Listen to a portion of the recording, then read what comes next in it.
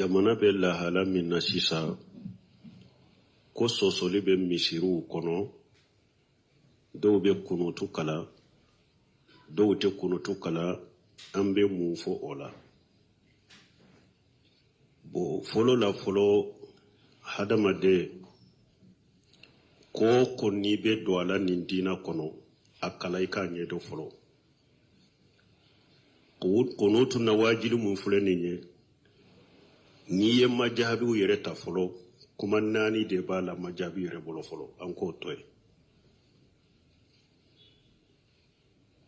Hadisaw sabatira ciden ye kunutu kala fin nawajil ni ko ye silamaw sɔrɔ. Mais kɛcogo de b'a la, fo i k'o kala de. Mun bɛ kala kunutu in kɔnɔ? Duwawu sugu juman kan ka kala kunutu in kɔnɔ? Sarati jumanw b'a la? Fɛn juman b'an bila la? Nin bɛ kan ka kala ka ɲɛ dɔ don. Duguturu dɔ bɛ Abdulsalami bin Muhammadu Suwayiri, a ye muhadara dafalen de kɛ kunutu nawajilu kan eri kelen ani ko. Ne bɛ ninnu fɔ kalandenw ye de minnu bɛ arabu kan mɛn, k'aw dɛmɛ de, a yɛrɛ de k'a jija. Diɲɛ filɛ cogo min sisan, ni mɔgɔ mɔgɔ yɛrɛ de ma dɔɔnikɛbagaw lamɛn k'u ka kitabu lajɛ, bidiya b'i faga koyi. Bidiya b'i faga dɛ. Dugutoro Abdulsalam ibn Muhammad Suwayiri, n'i y'a sɛbɛn ko kunutu nawajilu, a b'a ka kasɛten bɔ, e yɛrɛ k'a télécharger eri kelen ni ko, kana sɛgɛ dɛ, i ka wagati d'a ma ka lamɛn, n'i bɛ arabu kan mɛn a ɲɛ ma, min bɛ kunutu ko la, kunutu nawajilu, i bɛna dɔn min b'a la.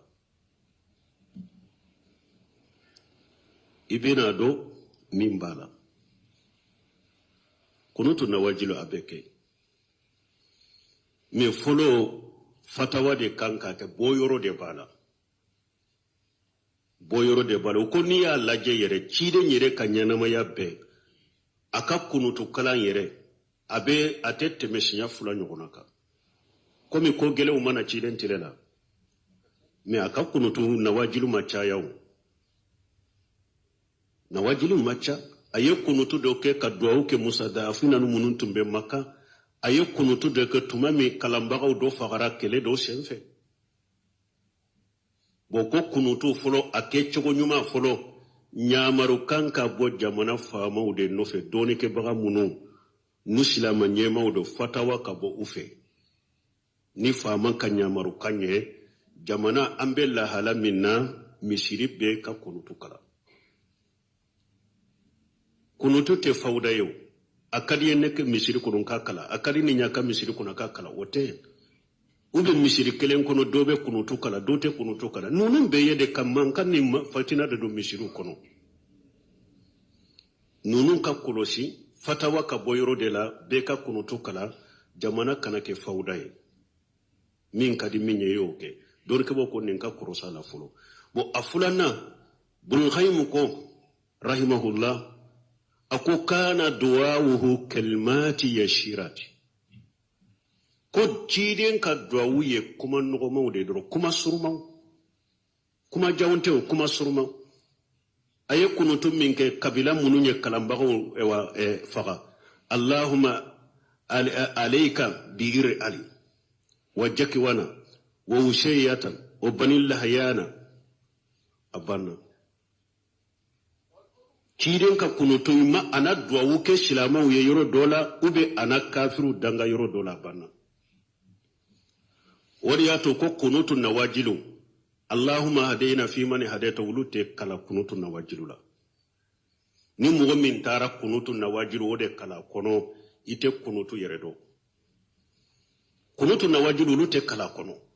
Min bɛ kala kunutu nawajilu kɔnɔ, a bɛ ko min na dɔrɔn, a bɛ ko min na, o ko in bɛ wuli cogo min, o duwawu dɔrɔn de bɛ fɔ kunutu nawajilu kɔnɔ. Sinon dɔɔnikɛbaw ko i man ka duwawu wɛrɛ si fɔ a kɔnɔ. Kata Sheikhul Islam Ibn Taymiyyah, Ahmad ibn Hanbal, Abdullah ibn Umar nunu, kana an ka wagati dɔɔnikɛbaw mo Sheikh Muhammad ibn Salih Usaimin, Sheikh Albani nunu, ko kunutu nawajilu a ɲuman ɲuman dɛ, ciden yere ye kunutu na wajilu munun ke hadisa fula ɲɔgɔn be saba ɲɔgɔn ciden dan na duwawu munun na i ka da olu la i ka o duwawu fɔ dɔrɔn i ka da olu la banna o ka ɲuman ye o de kuma munun sabatira ciden bolo kunutu na wajilu la de i ka olu ɲaɲini ka olu kala hari ni kunutu na wajilu nana i ka duwawu ka da olu la o de kaɲi min ye a janyaliba ka kunutu janyani mɔgɔw ye dɔɔnikɛbaw ko mɔgɔ tɔɲɔ yɛrɛ de b'o la i bɛ mɔgɔw sɛgɛ de ka mɔgɔw tɔɲɔ de n'i tɛ ɲɛ a kɔ a bɛ hakɛ min na ni duwawu min ka kan o dɔrɔn fɔ kelimatu ye sirati kuma nɔgɔw kuma surumaw a banna mɛ k'a janya fo ka mɔgɔw tɔɔrɔ ka mɔgɔw degun kunutu fana kalan yɛrɛ de an bɛ degun ni tɔɔrɔ min na o ka bɔ an kan e fana b'a kɛ ka tɔɔrɔ wɛrɛ kɛ misiri kɔnɔ o ka kan o man kan o mɛ hadamaden n'i tɛ fɛn min dɔn a dɔn n'i b'a dɔn ko n tɛ fɛn dɔn o ka nɔgɔ mɛ ni mɔgɔ tɛ fɛn dɔn a yɛrɛ ɲana fana a t'a ka fɛn dɔnbaliya dɔn u b'a fɔ o de ma ko jahalul murakkabu foyi ma jugu n'o ye o de bɛ jamana ka misiri caman kɔnɔ an bɛ ala deli ala ka hakiliman d'a ma bon an bɛ min fɔ kunutu ko la kunutu fɔlɔ a tɛ kɛ ko bɛɛ la ko belebelebaw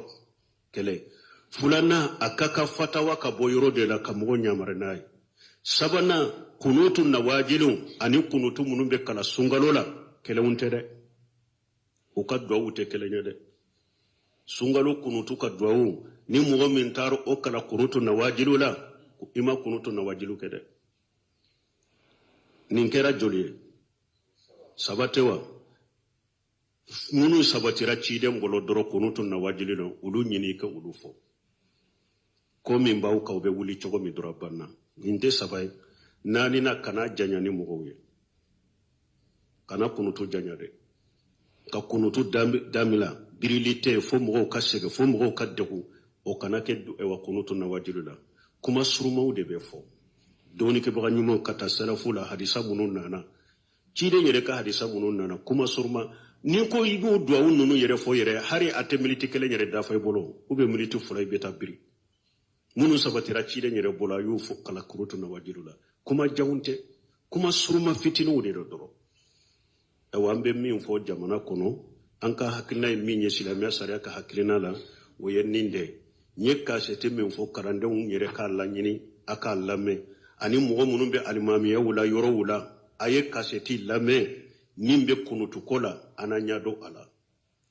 et puis n bɛ min fɔ n'i ye nin fana fɔ kalanden caman ye u ka kitabu yɛrɛ lajɛ ka gɛlɛn u ma ka kasɛtiw yɛrɛ tɛrɛsarase ka tan d'u ma k'u lama ka gɛlɛn u ma o de y'a to sahihi muslimu a ka kitabu damina a y'o de fɔ ko la tastati'u ilma birahati ljismi a ko dɔɔni tɛ sɔrɔ ni farikolo lafiyalen ye dɛ i farikolo lafiyalen ka dɔɔni sɔrɔ a ko i to dɔɔni sɔrɔ koyi farikolo lafiyalen tɛ dɔɔni sɔrɔ koyi dɔɔnikɛbaga ŋana dɔɔnikɛbaga bɛɛ ulamaw bɛɛ a bɛɛ sɛgɛnna dɛ u bɛɛ sɛgɛnna dɔɔni ɲinini nɔfɛ dɛ ni anw ko de an ka kɛ kalanbaga ye n'an bɔra yɔrɔ yɔrɔ an tɔgɔ ka fɔ i t'an birilen ye kitabu kun na i t'an ye n'an bɛ dɔɔnikɛbaga ɲumanw lamɛn dɔɔni bɛ wahaw ci e ma ka jigin ka di yan faaqidu shay la yutihi min tɛ o tɛ se ka na koyi innamal ilmu bi ta'allumi nin dɔɔni bɛ sɔrɔ ni kalan de ye koyi n'i ma kalan ni e k'i b'i yɛrɛ fɔrɔse de k'i kɛ kalanbaga ye hari denmisɛn fitinin b'i ka lebu n'i ka defo dɔn e de t'a kalama e yɛrɛ ɲana n bɛ nali ni dilali ni kalanbaliya la k'a sɔrɔ bɛɛ dusukun fununen b'i kɔrɔ i b'a kɛ ka min kɛ a tɛ sariya la a tɛ diinɛ la a kɛcogo yɛrɛ man ɲi ala kan kisi o ma kan tanga o ma an bɛ min fɔ nin yɔrɔ la o ye nin de ayiwa jamana in dɔrɔn tɛ diɲɛ fan bɛɛ alhamdulillah u bɛ kuma in mɛn nin ko sugu bɛna diɲɛ fan bɛɛ kunutu ko mɔgɔw ka sagi ka taa kitabu ma kitabu yɛrɛ dɔ dilalen bɛ nin kama kunutu nawajilu kitabu yɛrɛ dɔ dilalen de b'a kama mɔgɔ bɛ se ka wuli k'i yɛrɛ cogo bɛ o la cogo di n'i t'o ɲɛɲini et puis alimamiya ka gɛlɛ dɛ alimami fule jama ɲɛ ciden ko yusalluna lakum fa in asabu falakum wa lahum fa in aqtaw falakum wa alayhim mogo caman be sallini mogo ye i jatele ni baraji de be bo ini foyi te bo ni junubu te ciden ko alimamu be sallina aw ye n'u ye sawaba sɔrɔ salliw la baraji b'u ye baraji be aw ye mais n'u katawura salli ninnu kɔnɔna la aw jama ka baraji be aw nɔ la mais junubu de be wulu ye ni hadisa be Bukhari kɔnɔ donc almamiya te fɛn denni ye o de y'a to n delila ka mɛn Mahamadu Mutari Sinkiti a ko dɔ bɛ kɛ alimami ye san 30 i bɛ mɔgɔw la salli e b'a ɲi miiri baraji min b'i bolo a ko lagara n'i sera lagara kɛnɛ kan i b'a sɔrɔ baraji den kelen t'i bolo ye parce que dusukunkalasibaliya min tun b'i bolo ou bien ni faamubaliya min tun b'u bolo ou bien n'i b'a kɛ ka fɛnw dɔ kɛ o tɛ diina kɔnɔ o tɛ sariya kɔnɔ i b'o kɛ ni mɔgɔw ye a ko mɔgɔ dɔ bɛ se ka san 30 la salli ni mɔgɔw ye e b'a jate baraji min b'i bolo i bɛ se lagara i b'a sɔrɔ baraji den kelen t'i bolo ye ala kan kiso ma kan tango ma ala ka hakili ɲuman di jamana kɔnɔna do jamana kɔfɛla do mɔgɔ o mɔgɔ bɛ ni silamɛya sariya ni alimamiyaw la ala ka hakili ɲuman d'u ma u ka sigi ka dɔnnikɛbaga ɲumanw ka kitabuw lajɛ u ka sigi ka dɔnnikɛbagaw lamɛn n'u bɛ ko k'o kɛ u k'a kɛ ni a kɛcogo ɲuman ye ala k'o nɔgɔya n ye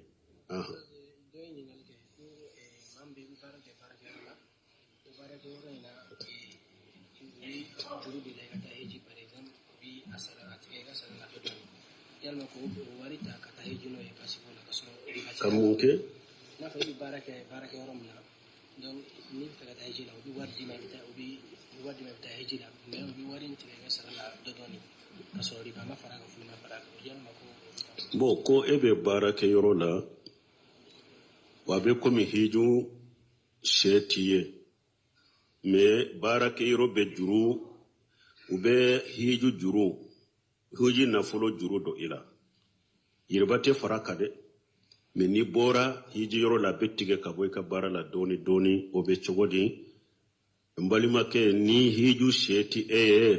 alama bile kay ka juruta ko beta hiji hiju yede hada madenka wajibu be da faray bolo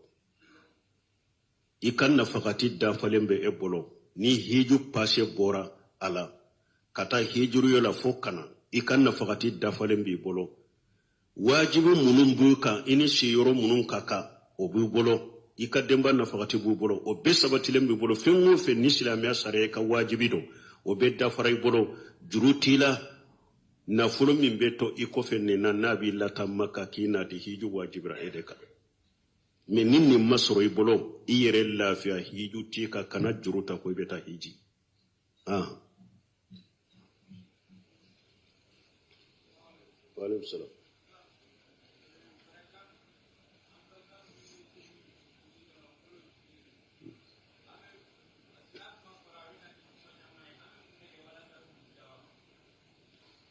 bon ko an balima munun be salli misiru kono o bolo jigilen do an be kuma juman fu ye k'u dawa bon min ye bolo mina ni bolo jigi o ma se ka mɔgɔ dawa o sera mɔgɔ bɛɛ ma sisan mɔgɔ min y'a bolo jigi a sallira n'a ma bolo mina kɔ a dusukun kɔnɔ hadisa munun nana ciden bolo ko bolo ka mina a ma olu ko a dusukun kɔnɔ ale fana faamu dɔ de b'a bolo dɔ y'a bolo jigi a sallira a ka salli ka kɛnɛ a ma bolo mina min kɛ a man kɛra o de baraji la parce que a ye ciden ka sunna dɔ to ye a ka salli kɔnɔ a man kɛra o baraji la a b'a bolo jigi min kɛ ka salli makaruhu dɔ tant que daliluw dɔnn'a bolo mais ni mɔgɔ o mɔgɔ ye bolo mina hadisaw e yɛrɛ daaruw la u bɛɛ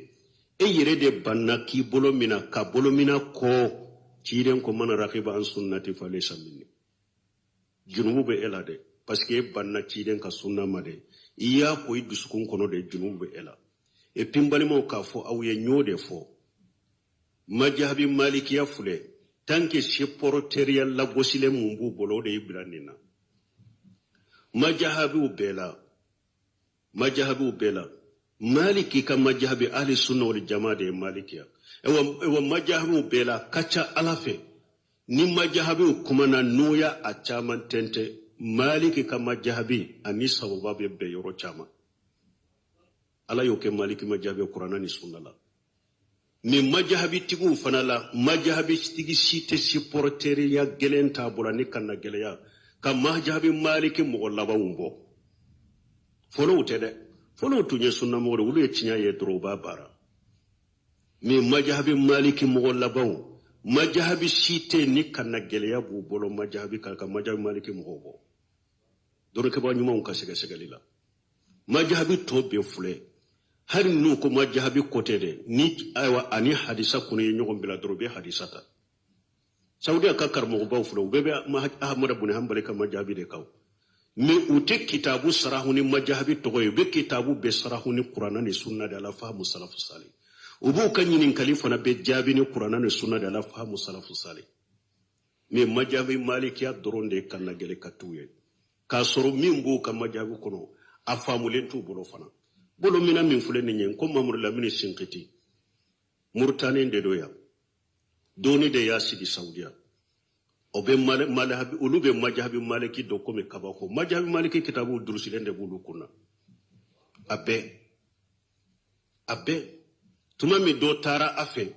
aboranka jamana ukono ya kata madina ko aleni kitabu do de tara ni bolo jigi kibarabe kitabu min kono akom mamuru lamini sinkiti ma akom ba fe kan ni risala la jenye nimbe kuma bolo jigi de ka bolo mina hadisa munun nana laba ulafu akoma on lamini sinkiti ko tantenne bolo kombe e ka kitabul laje me akoye kuma min fo akom minye bolo jigiye akom maliki gan kawde ma maliki ka kuma famu maliki ma fo mo ye kiki bolo jigi ka salli akuma maliki ka kuma de famu akubul khashimu ye maliki nyini ka mudawwana kono ko ni tarata mudawwana kono qiyamul layli nyini kali nyire bo oyro de lo bonda de la aku ye maliki nyini kade ko sufen nafilala bo ki sembe fendoma ka salli ni joli janyana i salli to jolen ka sembe fenna ni be nafilala obe chogodi maliki kon nafilala ni segana kisembe basitala parce que har nafilala ni segane be segasi bo ukoy ka bere do mina kasinsa kan nafilala ni segana ka salidu ako basitala bo ukoy ka fendo mina al qabdu iyalo harabe hadisa kono folo nubu sufen nafila ke munun ka joli kajja ube juru shirite nu mena joli na nube sero kana nyana me ube juru mina bo ko maliki ma ika femmina kito sallila do nafila sallila do akol la arifu amma fi nafli fala basa wa amma fi al-fardi la arifu ko imamuna maliki kontennindo nafila la bashitala mi minye faradai ntado ube minye faradai mbako ola ni farada don ba ko men nafila basitala ako maliki nyinin ka sugufle nyinin karani jogodela bo ako kele maliki ba fo ko alete bolomina do chogodi maliki ye kitabu kele min dila kanyana ma yakono muata ye bolomina de do akono muata o maliki ba fo ko alete bolomina do chogodi ne ako kabudun ko maliki tunte ki bolo mini disi ka sallila ko maliki nonun tunto wele qabdula ki bolo bili disi ka maliki tunto wele ko qabdu maliki nonun bo wele ko wodi wude me wuta wele qabdula maliki tunto wele qabdula ko ako ewa maliki bese ka fo chogodi ko alete bolo mina don nafila la adagara nafila la ne fentala farlara abako wa ko maliki fule ka min fana foya yere haraka sabati yere maliki kafo ko bolo mina dagara nafila la ko abako fardala maliki kan kanka della nyini ni faragulaw parce que don ke ko min sabatira nafila la min dagara nafila la adagara fardala ni della mana kabal maliki kan tun kanko nyino chogodi fardani fardani nafila bora nyogon koro delila juman nana ka fardani nafila bo nyogon koro sallira ko bolo kanamina akoy sika maliken kaw yonyini na ya suru maliki ka faragu do fardani nafila che bolo minala delila kan kanyino olaw isisinaw juman nana kubo ɲɔgɔn n'a y'a sɔrɔ a kan bɛ bolo mina de la della juman nana ka nafila ni farda bɔ ɲɔgɔn na bolo mina de la o kan ka ɲini ciden ka risala o bɛ wa o tɛ donc a ko maliki gankaw filɛ ka kabudu min tafsiri maliki ya kabudu min n'a ko basi tala nafila la makaru do salli la a ko maliki gankaw filɛ ka kɔrɔ kɛ min ye ka kinin bolo da numan bolo ka i disi ka salli la a ko laysa bisahihi mamlamunu sinkita fo sahalen tɛ dɛ maliki gankaw filɛ ka maliki ka kabudu min kɛ nin ye kabudu ko tafsiri ko kɔrɔ kɛ ko bolo mina disi ka kɔrɔ kɛ o ye a ko laysa bisahihi o sahalen tɛ dɛ o sahalen tɛ balimaw donc maliki a m'a fɔ mɔgɔ si ye ko ale tɛ bolo mina don a b'a fɔ tɛ bolo mina don cogo di bolo mina bɛ mɔta kɔnɔ fulana maliki ɲininkara nafila salli yɔrɔ de la kabudu ka fɛn dɔ de mina nafila la k'i ka salli ani k'i ka bolo mina ka salli kelenw tɛ dɛ mɔgɔw ka faamu kelenw tɛ dɛ a sabanan n'a y'a sɔrɔ maliki ko a dagara nafila la a ma daga farda la della kan ka ɲini kɛ hadisa min nana k'u bɔ ɲɔgɔn kɔrɔ n'o dɔn o hadisa ma ɲini o hadisa tɛ donc maliki gankaw de bɛ kataw la bolo jigi la et puis majahabi si tɛ majahabi naani bolo jigi tɛ majahabi si kɔnɔ ni maliki majahabi tɛ hari ne yɛrɛ wolofa y'a fɔ n ye n ka cɛkɔrɔba olu y'an kalafigow de la ne yi n bolo mina don dɔ la dɔw nana fɔ a ye ko aw de y'an kalafigo la yan e den fula y'a bolo mina ka salli a ko majahabi si tɛ n'a y'a bolo jigi ka salli a ko jamana in bɛ laada de kɔnɔ yan n yɛrɛ cɛkɔrɔba da ye nin fɔ n ye a ko majahabi naani a si ma deli ka salli ka bolo jigi ka salli majahabi naani in bɛ bolo mina la awa maliki de tun ye ciden ka misira limami madina a ye san hakɛ min k'a la a bɛ san 40 ou bien san 40 kɔ maliki ma deli ka salli ciden ka mihirabi kunna bara k'a bolo jigi ka salli a ma kɛ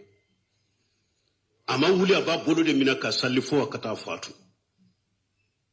an bɛ min f'u ye o ye nin de min b'a faamu k'i ka bolo mina i k'a faamu k'a mina min t'a faamu k'i ka bolo mina o de y'a to hari maliki majahabi yɛrɛ n'i y'ale muntaga sarah muwata maliki n'i y'a fɔ maliki gankaw yɛrɛ b'a fɔ ko maliki yɛrɛ ka majahabi ye bolo mina de salli la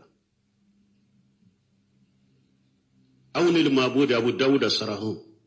ni donna kono nana bolo mina yɔrɔ la min ye ibn qayyim ye taliq kala a ko ni tana sɛgɛsɛgɛli yɛrɛ kɛ a ko k'i bolo mina ka salli dɛ ko de ye maliki ka majabi yo majabi mɔgɔw de ye maliki ka kuma faamu kontere la u ye taara kuma in kɔrɔ kɛ min ye maliki ka laɲini tɔ ye dɛ mamuru lamini sinkiti yo o bange kalanden min ye nin lakali ni mamuru lamini sinkiti y'a fɔ a ye a ko ni mamuru lamini sinkiti tɛ ko ale ma deli k'a mɛn doni kɛbaga la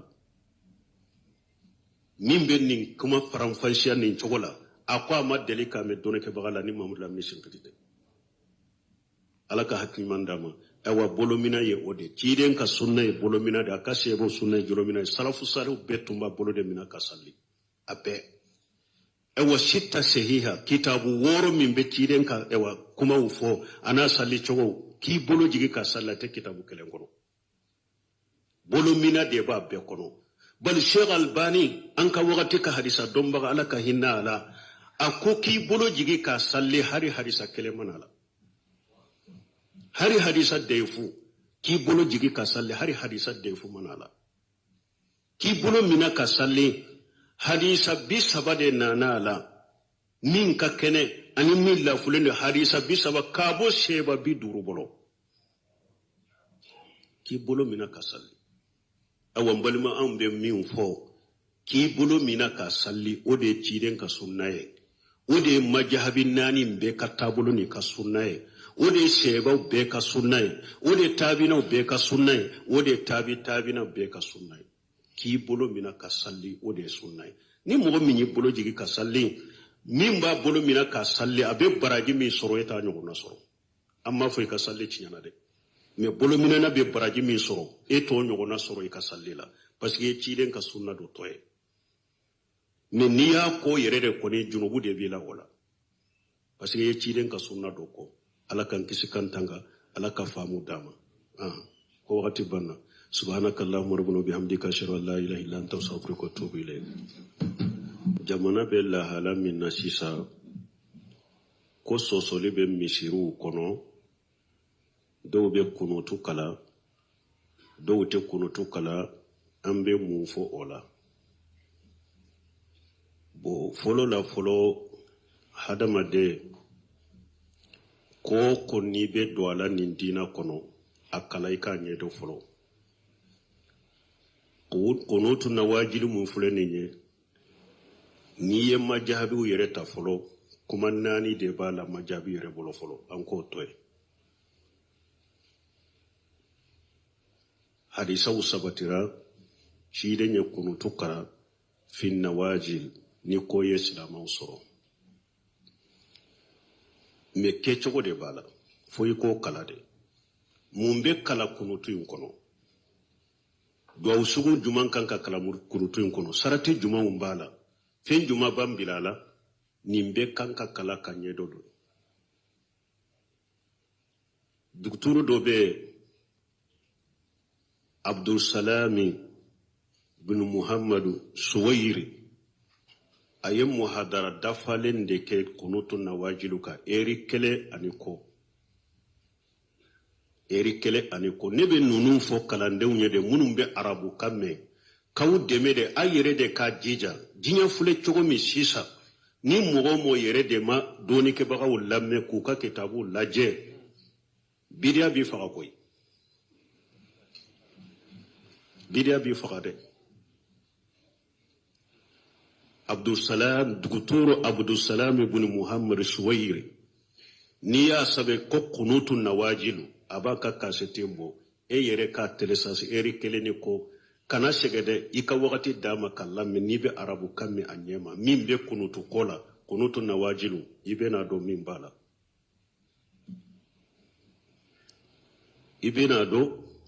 la kunutu nawajilu a bɛ kɛ mais fɔlɔ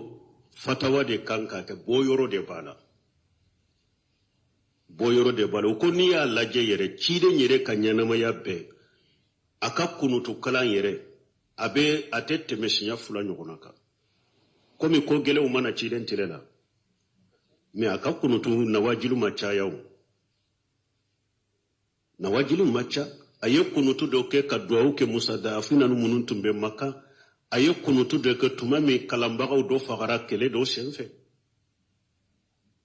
bon ko kunutu fɔlɔ a kɛ cogo ɲuman fɔlɔ ɲamaru kan ka bɔ jamana faamaw de nɔfɛ dɔɔnikɛbaga minnu n'u silama ɲɛmaw dɔ fatawa ka bɔ u fɛ ni faama ka ɲamaru kan ɲɛ jamana an bɛ lahala min na misiri bɛ ka kunutu kala kunutu tɛ fawuda ye o a ka di ye ne ka misiri kɔnɔ k'a kala a ka di ne ɲa ka misiri kɔnɔ k'a kala o tɛ u bɛ misiri kelen kɔnɔ dɔ bɛ kunutu kala dɔ tɛ kunutu kala ninnu bɛɛ ye de ka mankan ni fatina de don misiriw kɔnɔ ninnu ka kɔlɔsi fatawa ka bɔ yɔrɔ de la bɛɛ ka kunutu kala jamana kana kɛ fawuda ye min ka di min ye y'o kɛ dɔrɔkɛbɔ ko nin ka kɔrɔsa la fɔlɔ bon a filanan Ibn ko rahimahullah a ko kana duwawuhu kalimati yashirati ko ciden ka duwawu ye kuma nɔgɔmaw de dɔrɔn kuma surumaw kuma jaw tɛ o kuma surumaw a ye kunutu min kɛ kabila minnu ye kalanbagaw faga Allah